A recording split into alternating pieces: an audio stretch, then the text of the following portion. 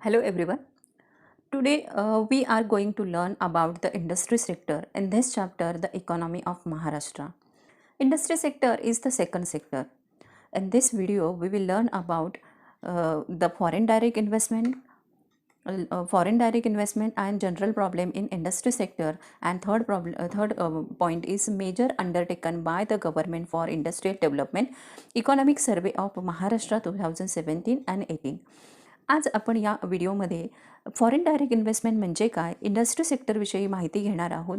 Industry हे sector क्षेत्र, उद्योग हे द्वितीय क्षेत्र आहे, कृषी हे प्राथमिक क्षेत्र आहे, agriculture sector is a primary sector and industry sector is a secondary sector.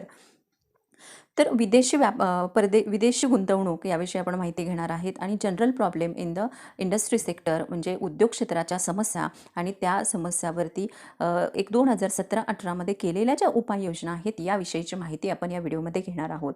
आपण इयत्ता 11वी अर्थशास्त्र बघत आहोत आणि चॅप्टर नंबर 4 मधला आपला आहे इकॉनॉमिक डेव्हलपमेंट ऑफ महाराष्ट्रामध्ये. जसं agriculture sector, industry sector and service sector, the three sectors are important for the economic development of any state and center. So let's learn the what is the agriculture industry sector. So industry, let's take a few sentences related to the whole India. India is the one of the pioneer of industrialization in the third world, and Indian industry clearly reflect in India's competitive advantage, and India's industry perform manufacturing export performance were the among in the best world. With the independence, India turns back on the open economy and in pursuit its objective industrial is a self-sufficient. आपण उद्योग क्षेत्राविषयी माहिती घेत असताना भारताच्या उद्योग क्षेत्राचा विकास कशा पद्धतीने झाला, स्वातंत्र्यानंतर भारतामध्ये सेल्फ सफिशियन्सी किंवा स्वयंपूर्णतेवरती अधिक भर देण्यात आला. त्याचबरोबर भारत हे मुक्त अर्थव्यवस्था, ओपन इकॉनॉमी याकडे भारताच्या 1991 साली आपण धोरण स्वीकारलेलं आहे. तर उद्योग क्षेत्र म्हणजे it leads a diversification of market and generate higher income and higher productivity. उद्योग क्षेत्र हे बघितलं आपण तर उद्योग क्षेत्राविषयीची माहिती आपण घेत असताना हे द्वितीय क्रमांकाचं क्षेत्र आहे. या क्षेत्राचा समावेश हा द्वितीय क्षेत्रामध्ये होत असतो आणि 2017-18नुसार महाराष्ट्र हे औद्योगिक क्षेत्रामध्ये अग्रेसर राज्य मानलं गेलेलं आहे. The share of industry net value added is about 18%. Maharashtra has been first choice is a domestic and foreign investors. जर महाराष्ट्राच्या तसं देशाच्या आर्थिक विकासात राज्याच्या औद्योगिक क्षेत्राचा वाटा मोठा आहे आणि याचमुळे बाजारामध्ये विविधता, उच्च उत्पादन असेल, leads to diversification of market generated higher income and higher productivity. यामुळे बाजारामध्ये विविधता आणि उच्च उत्पादन आणि उच्च उत्पादकता निर्माण होते. भारताचे जे नेट व्हॅल्यू आहे, नेट व्हॅल्यू ॲडेड म्हणजे भारताच्या एकूण निव्वळ मूल्यवर्धित जमामध्ये म्हणजे भारताचं जेवढं काही मूल्यवर्धित जमा होतो म्हणजे NVA जेवढा जमा होतो नेट व्हॅल्यू ॲडेड त्याच्यामध्ये महाराष्ट्राचा वाटा जर बघितला आपण तो 18% वाटा इतका महाराष्ट्राचा आहे.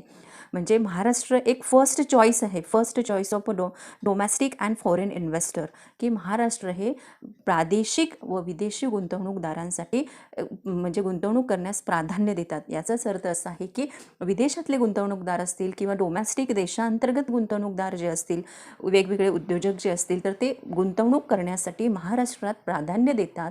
म्हणजे महाराष्ट्रातली गुंतवणूक त्यांची सर्वाधिक जास्त आहे. म्हणजे यानुसार महाराष्ट्र जे राज्य आहे हे अग्रेसर राज्य आहे. यामध्ये नेक्स्ट आपली संकल्पना जी आहे ती आहे फॉरेन डायरेक्ट इन्व्हेस्टमेंट.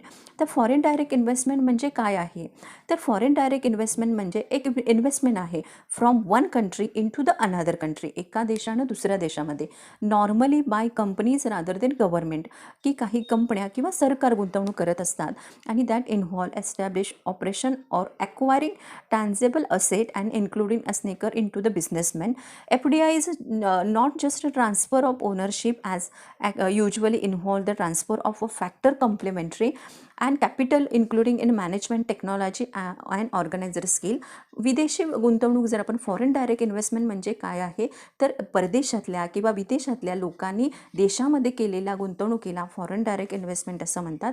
आणि यामध्ये फक्त कंपनीज नाही तर काही सरकारसुद्धा याच्यामध्ये गुंतवणूक करत असतात आणि अशा प्रकारची गुंतवणूक जी आहे ती महाराष्ट्रामध्ये या प्रकारची गुंतवणूक जास्त आहे किंवा त्याला प्रत्यक्ष जी विदेशी गुंतवणूक आहे ती म्हणजे एका देशातून दुसऱ्या देशात गुंतवणूक करताना, कार्यस्थान व्यवस्थापन करणं, मृत मालमत्ता निर्माण करणं, यासारख्या घटकांचा समावेश होतो. आणि हे केवळ मालकीचं हस्तांतर नसतं. It not just a transfer of ownership as actually involve a transfer of a factor complement, म्हणजे मालकीचं हस्तांतर नाही, तर भांडवलासाठी लागणाऱ्या पूरक घटकाचं तंत्रज्ञान आणि संघटन कौशल्य यांचं हस्तांतर होत असतं. तर अशा प्रकारच्या विदेशी गुंतवणुकीच्या बाबतीमध्ये महाराष्ट्र हे राज्य अग्रेसर आहेच. म्हणजे अर्लियर 1990मध्ये आपण जर बघितलं तर महाराष्ट्रामध्ये विदेशी गुंतवणूक जे सर्टन सेक्टर्स जे आहेत, foreign direct investment in certain sectors, आणि जे liberalisation act 1991 clearly path of FDI, Maharashtra हे गुंतवणुकीच्या बाबतीत पहिल्या भारतामध्ये किंवा महाराष्ट्रामध्ये ही संपूर्ण 31% गुंतवणूक झालेली आपल्याला पाहायला मिळते. म्हणजे हे एक उद्योग क्षेत्राविषयी किंवा जी FDI आहे, फॉरेन डायरेक्ट इन्व्हेस्टमेंट जी आहे, ही फॉरेन डायरेक्ट इन्व्हेस्टमेंट एक लिबरलायझेशन ॲक्ट जो आहे तो क्लिअरली पाथ ऑफ FDI आहे. आणि it has been consistently rank, म्हणजे Maharashtra has been consistently rank as a number 1 investment destination in India. आणि या ठिकाणी जर FDI inflow in Maharashtra since April 2000 till सप्टेंबर 2017 its 6,11,760 crores, which is a 31% of the total FDI inflow at all India's level. म्हणजे भारतातल्या एकूण गुंतवणुकीपैकी 31% गुंतवणूक जी आहे ती महाराष्ट्रामध्ये प्रत्यक्ष विदेशी गुंतवणूक झालेली आहे. त्यानंतर या उद्योग क्षेत्राच्या ज्या काही समस्या आहेत, म्हणजे एकूण जी गुंतवणूक आपण बघितलेली आहे. नेक्स्ट पॉईंट आहे general problems in industrial sector. तर औद्योगिक क्षेत्राला कोणकोणत्या समस्या दिसतात? Delay in a government procedure. बऱ्याच वेळेला जे शासकीय दिरंगाई असते की वेगवेगळ्या परमिशन्स असतात किंवा लायसन्स असतात, त्या लायसन्ससाठी बऱ्याच वेळेला डिले होतो आणि त्याचा परिणाम म्हणून देखील या क्षेत्रामध्ये उद्योग सुरू करण्यासाठी अनेक अडचणी निर्माण होतात. आणि हा एक प्रॉब्लेम या ठिकाणी आपल्याला सांगता येईल. देन आहे lack of opportunity for skill development, म्हणजे कौशल्य विकास जो आहे त्या संधीची कमतरता या ठिकाणी असल्याचं पाहायला मिळतं. लॅक ऑफ अपडेट टेक्नॉलॉजी, की सुधारित तंत्रज्ञान आहे, या सुधारित तंत्रज्ञानाचा अभाव दिसून येतो. त्यामुळे lack of updated technology, this is a third problem in industry sector. Then lack of infrastructural facilities. Infrastructural facilities means all those facilities and services which is helpful for run economy.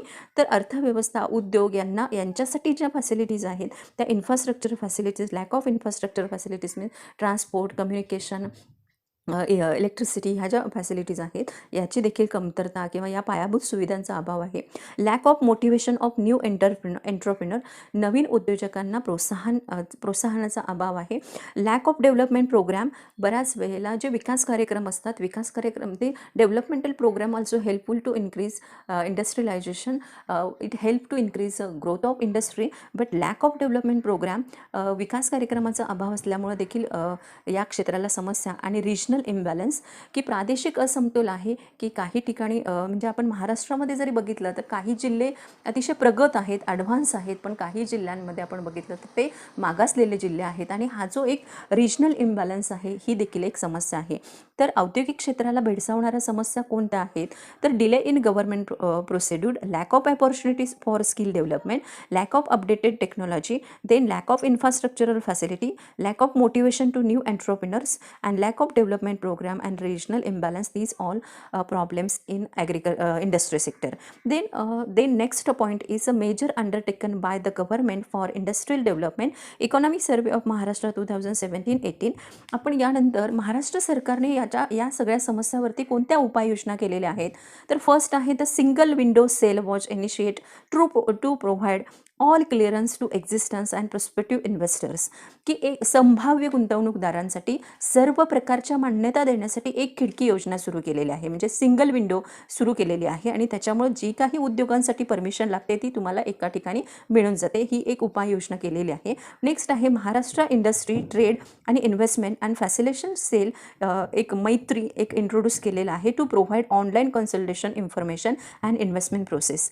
Maharashtra सरकारमार्फत मैत्री म्हणजे महाराष्ट्र उद्योग व्यापार आणि गुंतवणूक सुविधा केंद्रामार्फत गुंतवणूकदारांना हव्या असलेल्या सर्व माहिती आणि सुविधा याविषयीची संपूर्ण माहिती या मैत्री या केंद्रामार्फत पुरवली जाते. म्हणजे दिस इज अनदर वन मेजर्स उद्योग क्षेत्रांच्या विकासासाठी किंवा समस्या दूर करण्यासाठी मैत्री हा एक सुविधा केंद्र किंवा हे सेल सुरू केलेलं आहे. देन आहे award for expert performance, pace and rent subsidies are provided small scale industry, encourage participation international exhibition. लघु उद्योगांना आंतरराष्ट्रीय प्रदर्शनात सहभागी होणं, निर्यातीसाठी प्रोत्साहन, जागेच्या भाड्याची अनुदानांची उपलब्धता करून दिलं.